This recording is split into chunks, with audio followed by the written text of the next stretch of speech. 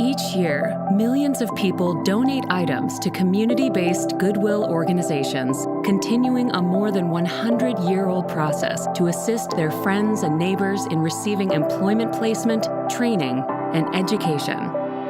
Each local Goodwill organization uses those donations to fuel a social enterprise that provides job opportunities and funds other important job placement and training programs to help people find jobs, earn paychecks, and build their careers. The idea for Goodwill Industries was born in Boston in 1902 when Methodist minister Reverend Edgar J. Helms was in theological school. He was appalled by the conditions faced by the recent wave of Europeans arriving to America and how there was little being done to assist them in finding employment to take care of their families. Years later, while working at Morgan Memorial Chapel in Boston, Massachusetts, Helms knew help was needed to lessen the escalating numbers of people facing employment challenges in the city. As a result, Helms went door to door to Boston's wealthiest citizens with a burlap sack and asked not for money, but for clothes in need of repair. Helms employed people facing challenges to mend the clothes for a daily wage. He then sold those clothes back to the community, and the mission of Goodwill was born. Through his efforts, Helms learned there was more dignity in receiving a hand up, not a handout. When people learn skills to earn their own paychecks, they have the power to transform lives and communities. Helms believed in giving people a chance, not charity. By 1920, Goodwill began to expand across the United States.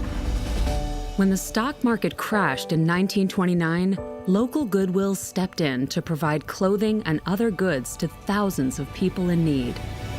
In 1926, the Methodist Church sent Helms on a mission around the world to spread the Goodwill story, stating that Goodwill is simply too powerful an idea to stay within the borders of one country.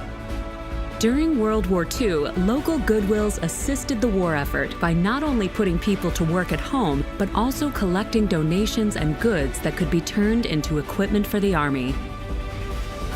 In 1942, Helms passed away, leaving his wife Grace and 12 children to continue the Goodwill mission he had started 40 years earlier.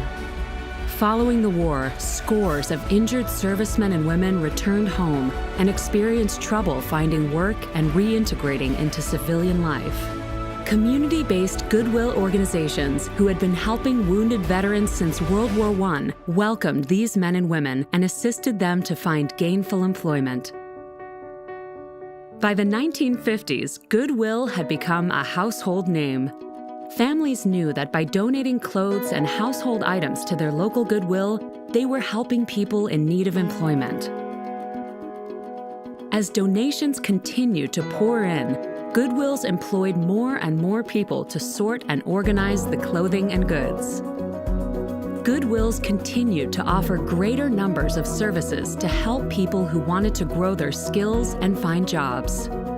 Decades before the U.S. Congress passed the Americans with Disabilities Act, Goodwill was changing attitudes about the importance of people with disabilities in the workplace.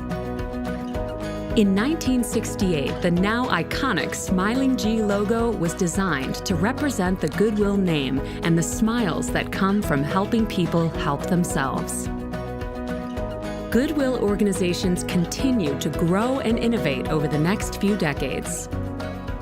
In 1973, the first in many coming innovative donation center drop-offs opened. By 1999, ShopGoodwill.com, an online auction site featuring items donated to and posted by Goodwills, was launched across the network.